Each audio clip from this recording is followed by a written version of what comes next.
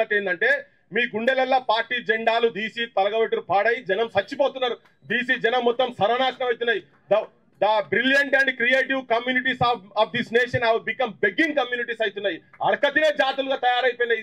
సంచార జాతులుగా వృత్తులు పోయి ఉపాధులు పోయి ప్రత్యామ్నాయం లేక ఏం జీవన విధానం కూడా ఈవెన్ ఎడ్యుకేషన్ లో కూడా సర్వనాశనమై బీమార్ వస్తే హాస్పిటల్ ట్రీట్మెంట్ చేసుకోలేని దుస్థితిలో ఉన్నాం. కాబట్టి ఈ రాజకీయ పార్టీల జెండాలను ఫస్ట్ తీసి పొందల పడైంది. ఫస్ట్ నా అంటున్నా, నాకు చాలా ఆవేశంగా కావచ్చు ఆలోచనతో కూడా చెప్తున్నా, పెంటల పడేయాలి రాజకీయ పార్టీల జెండాలను. ఎందుకంటే వాళ్ళు చెప్తున్నది ఒకటి చేస్తున్నది ఒకటి. మనం తప్పు మాట్లాడుతున్నావా?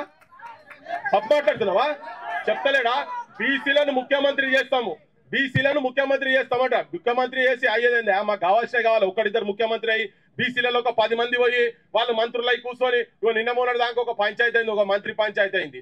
ఇప్పుడు ఏమంటుండో మాది టీ కప్పులో తుఫాన్ అని. నేను ఇంటర్వ్యూలో చెప్పిన ఇది అంటారు లాస్ట్ కు టీ కప్పులో తుఫాన్ అని చెప్పని.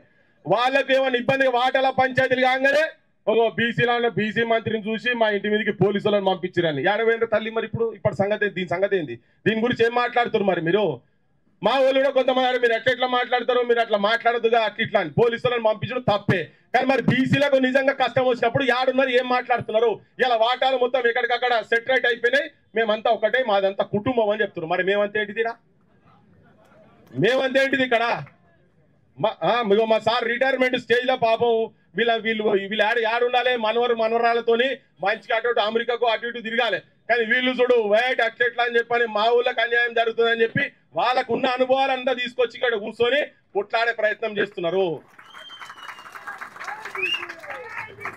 బరాబర్ నేను ఒక్కటే చెప్పదలుచుకున్నా, ఉట్టిగా పల్లెంలో పెట్టి విషం కూడు పెట్టి మనల్ని తినమంటున్నారు వీళ్ళు జీవులతోటి. ఇది కాదు, మనకు చెప్తున్నారు ఇది పంచభక్ష పరమాన్నాలు రా నాయన. మీకు సినిమా శాంతిరేతిలో మేము అన్ని ఇంతగనం చేసినాక కూడా కోర్టులు ఆపుతున్నాయి అంటాడు. ఏమో తలకాయ కొడుకులో ఏమంటారు, అరే ఓడి కోర్టుకు పోవద్దు అంటాడు. అరే గుండాయిజం అరవై ఏం ఓడి కోర్టుకు పోదు, కోర్టుకి ఎట్లా పోతారో చూస్తాం, ఒకరినొకరు అంటే బయట కొట్టిస్తాంతావు అన్నట్టు చెప్తారు.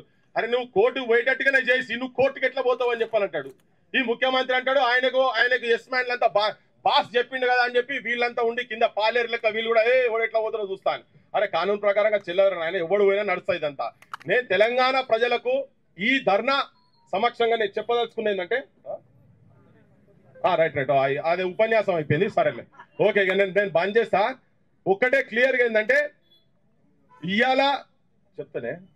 ఇవాళ ప్రతి ఊర్లో చాలా మంది అనుకుంటున్నాము మనమందరము కింద మొత్తం బీసీలు కదిలి అనుకుంటున్నాం, కానీ ఇంకా చాలా పని చేయాల్సి ఉన్నది.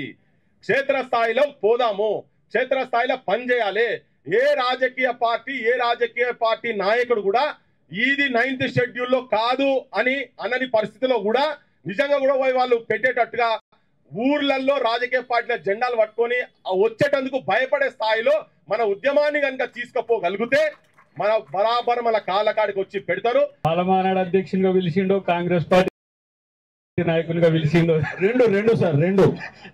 రెండు ఇప్పుడు మేమంటేనేమో వారేమో బీఆర్ఎస్ నుంచి ఎమ్మెల్సీ, వీరేమో మా సిపిఐ నుంచి ఎమ్మెల్సీ, నేను కాంగ్రెస్ నుంచి ఎమ్మెల్సీని. కానీ నా మాలమానాడు జాతీయ మాలమానాడు నుంచి సంపూర్ణమైన మద్దతును నేను తెలియజేస్తున్నాను. ఇక్కడ తెలంగాణ శాఖ అధ్యక్షుడు పిల్లి సుధాకర్ సభకి ఇట్లా పరిచయం కావాలని చెప్పి తెలియజేస్తున్నాం, అంటే ఆంధ్రప్రదేశ్లో కూడా.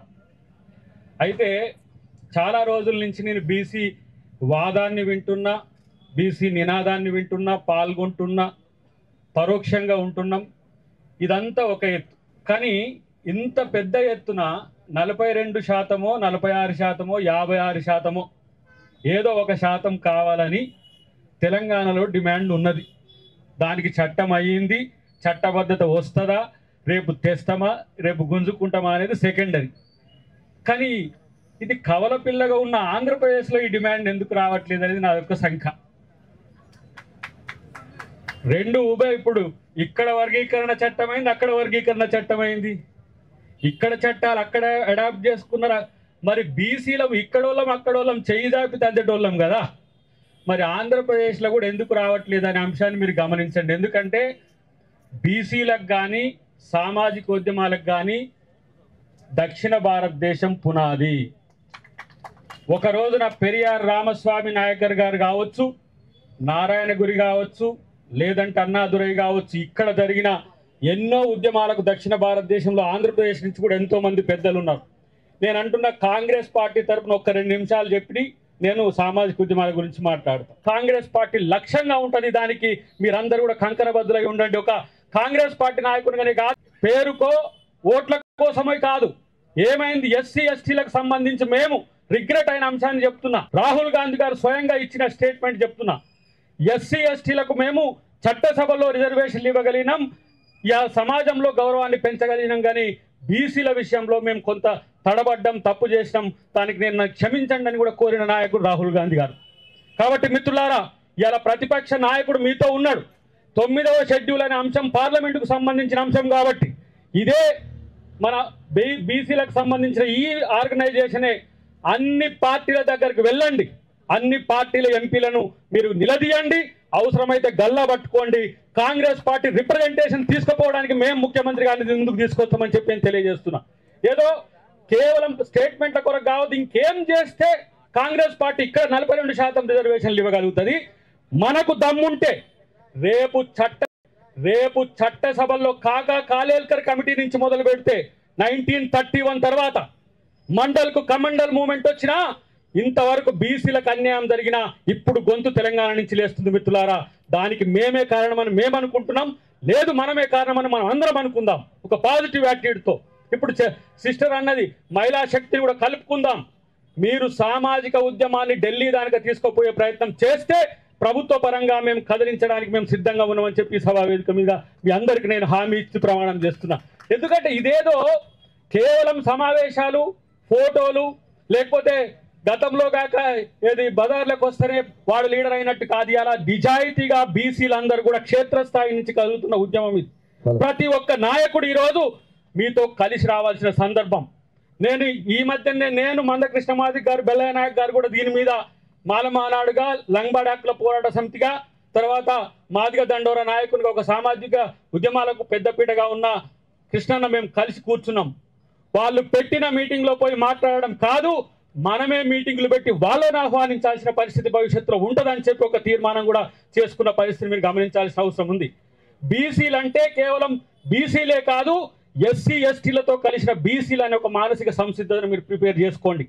ఎందుకంటే ఎవరి కొరకు ఒక్కరే కొట్టాడలే, ఒక పూలే ఇవాళ ఈ దేశంలో సామాజిక న్యాయానికి పునాదిగా ఉన్న ప్రేరణతోని ఇవాళ అంబేద్కర్ గారు ఇంత పెద్ద నాయకుడైండు.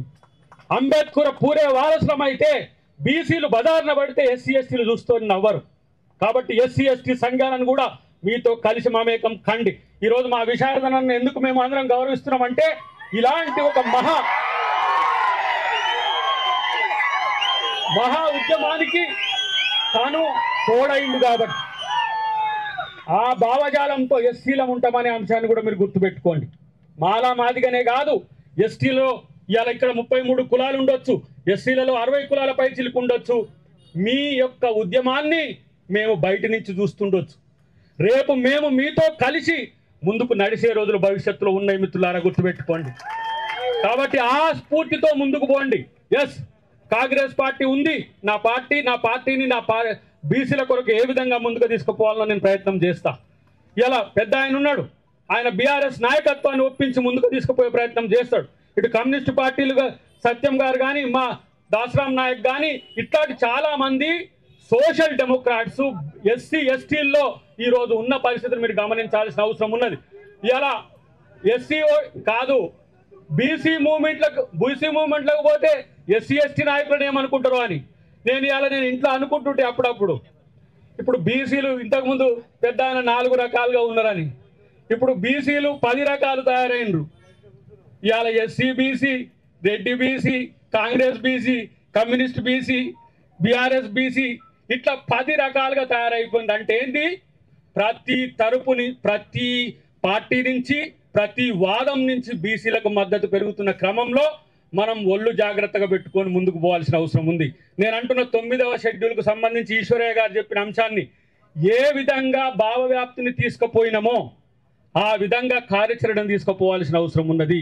ఈరోజు నేను గతంలో మొన్న జరిగిన బంద్కు కూడా మద్దతు ఇచ్చి నేను మందకృష్ణ గారు పాల్గొనడం జరిగింది. నేనేమంటే బీసీల ఐక్యత కూడా ముఖ్యమే. బీసీ వర్గాల మధ్యన వైరుధ్యాలను కూడా పరిష్కరించాల్సిన బాధ్యత ఉన్నది. ఉంటది. లేదంటే మళ్ళీ గతంలో జేఏసీ ఏర్పడ్డ క్రమంలో నేను ప్రత్యక్ష సాక్షిని. ఒకవైపు జేఏసీ పని చేస్తుంటే ఇంకొక విమర్శలు వస్తుండే, ఇంకొకళ్ళు ఈ విధంగా చేస్తే అది తప్పని ఇంకో రకమైన ఆలోచన వస్తుండే. కానీ మనమందరం ఒకటే. ఇప్పుడు ఎవరు ఎక్కువ పని చేస్తే వాళ్ళ వైపే అందరు వస్తారు. డెఫినెట్గా ఎవరు సిన్సియర్ కమిటెడ్గా రిజర్వేషన్స్ కొరకు ప్రయత్నం చేస్తారో వాళ్ళ వెంటనే జనం వస్తారు. ఒకసారి ఉప్పొంగినట్టు ఒకటి రావచ్చు,